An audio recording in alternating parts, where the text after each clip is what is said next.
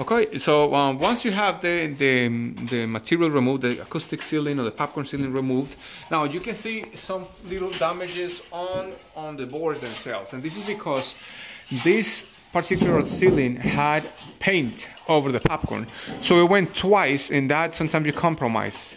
But fear not, because you can actually put something called skim coat. Skim coat is using the drywall compound or the multi-purpose, compound to actually go over all the stuff in a skim coat and leave it nice and flush. And I'm gonna go over in a moment to show you what it is. Also, we are cleaning the edges, the little corners over there, to make sure that we can apply the material in a nice, even way. Well, continuing with the skim coating, as you can see, I already have a lot of the ceiling covered with the drywall multi-purpose compound. And the idea is that this is the type of compound that I use. This is a light version of compound.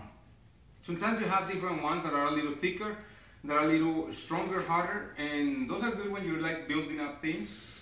In this case, when you're doing skim coating, I suggest you to do this one. It's easier to sand. You don't need to spend that much time or effort sanding it down, and you can apply it in light coats as well, and it works perfectly. And now when you have machines to sand things with or stuff like that, obviously it's different. When you're doing it by hand and you're doing more detailed work and not an entire house, it's better to use something that's not going to take a lot of energy from you. So the skim coating is the process again of covering the entire area to give it a nice smooth finish. We have a lot of imperfections in this case, and we want to make sure that we cover the entire thing. So for that, like you can see, I just made a little demonstration for my Spanish version, but I'm going to show you here. Now I take big sections. You want to make sure that you cover, you're working bigger areas. So I'm using this to transport my compound. I have a little bit over here, and I'm using a 6-inch compound knife and a 12-inch compound knife. Now normally I put a little bit of water on the mixture. You can actually use a drill, or in my case sometimes I just put the water and just kind of mix it up little by little. The transporter here will allow me to kind of work and mix it up a little if I need to. It already comes pre-mixed, so it's not a big deal. It just softens them up a little bit more. Now what you want to do is you want to cover all the area. Generally you don't want to worry about the thickness of the compound until you start wiping it out, taking or thinning it out, making it more uniform. Let me show you a little example. So let's take some. I'm using 2 fingers in the back for a little more stability with the compound knife, and I'm covering the area. Now I'm not worrying right now about how it looks like, because I want to make sure that it's fairly uniform. Not so much of how thick it is. We just want to make sure that we're covering the surface with the material, right? So go back. Sometimes just kind of do a little semi-messy thing. Just want to make sure that you cover all the areas. So and notice that I use both knives. Sometimes you get into areas where you need even something smaller than the 6-inch knife, but you use it as you go. Now as you can see, I covered this area. All right, so what I want to do now is start taking the excess material out. How do I do that? Very simple. I just clean these knives, put the knife over here, and I start taking the material out of the ceiling, or the surface, and wiping the stuff or cleaning the stuff on the way. So you notice sometimes now you're going to have a little imperfections. You want to go ahead and correct them as you go. But by now using a nice and uniform stroke, look, you can notice now that I just made a huge line over here, and I saw where the little debris did that. So you want to go ahead back to the area and then cover it up, wipe it out. Try to not leave so many imperfections, because the more imperfections you leave, the more you have to build up again in the future. So you want to make sure that you remove all the stuff and you move on to another area. So you can use a platform, or you can use like these ladders that you can access from both sides, which are good. Look at another little imperfection. So this is never like a ordinary way of doing this thing. You're gonna find little conveniences, bumps, and you need to build up a little bit, or you need to take out some more. But that's the idea. Since I'm really close to the ceiling, as you can notice, I'm able to see the imperfections, right? And since I'm not applying like huge amounts of the material, you can just kind of pretty much control, you know, what you're doing in a nicer way. Obviously, you need to be careful when you're applying the material, because you know, too much pressure on one side, and then we'll make a line with the spatula itself with the compound knife. So that's what it is for the first one. You know, the first coat of the drywall compound. I will continue with a second one. I just remove the little you know, imperfections that are there, little excess if you find any.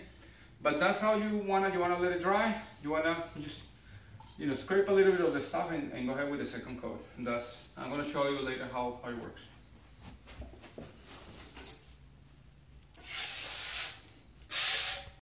Well, this is the second coat that I'm applying of this skim coat process.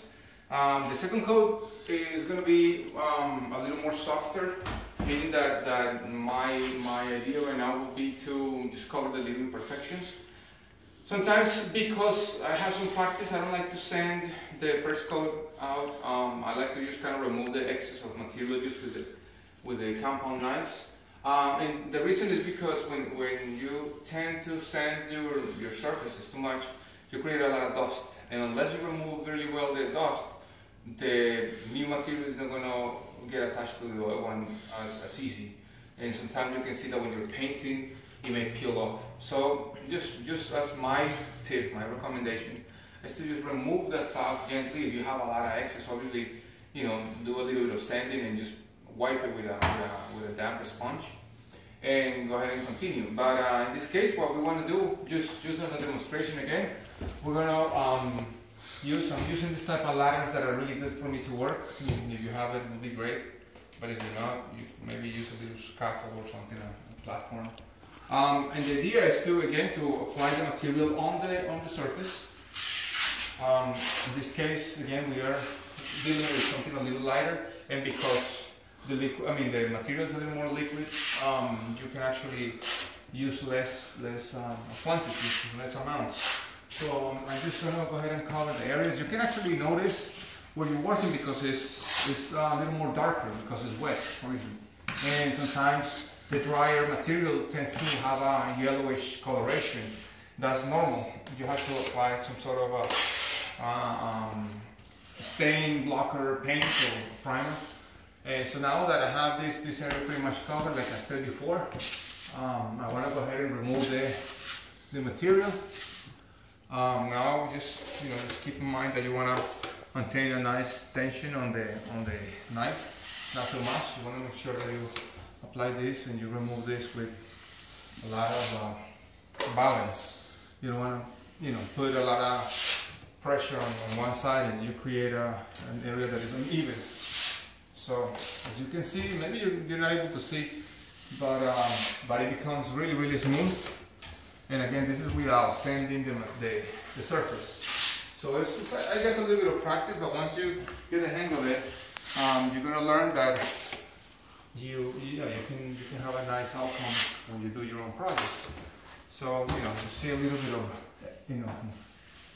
void, just go ahead and put some more and do a long stroke so you can maintain the nice uniform pattern. What I'm left with is just a little bit of sanding left to do, which is great for me in my case. I mean, I don't want to just do a lot of extra work. So this is pretty much it. I mean, let me see. Some other question that I have sometimes in other videos is, you said that you're using this type of compound or this drywall material, multi-purpose compound, and there on the market there are maybe 30 different compounds that I know that are good for drywall and for other plaster walls and all that stuff. So pretty much when you're in a home improvement store, just ask the person that is around in charge which one is the softest one, the easiest one to work with. That's the one that you want to use for the skim coating. If you want to build up in areas that you have a big void or whatever, you may want to use plaster or something that is like a 20-minute setup compound that gets harder a little bit faster and allows you to build up a little bit more. But this one is designed in my opinion, for lighter versions, lighter coats, and it's easy to send. So that's it. So I hope this video will help you to understand how to do your own projects, and you know, just kind of, if you have any questions, just let me know. Thank you so much for watching. If you're not a subscriber, please subscribe. If you are, thank you as always. I'll see you later.